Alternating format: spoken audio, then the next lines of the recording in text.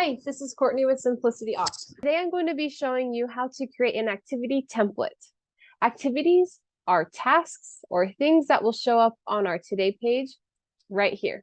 We like to create these templates for all of the repeatable tasks that we do because it saves a lot of time and energy when you need to use them. To create an activity template, you're going to click on your name in the top right corner and click on Manage Your Account. Under Manage Templates, click Activity Templates, and then click New. I'm going to walk you through setting up a beneficiary change template. So we're going to enter in the name, the subject.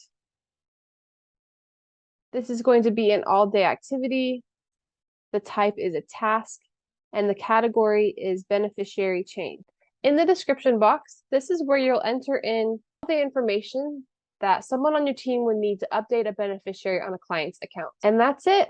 Just click Save, and you've created an activity template.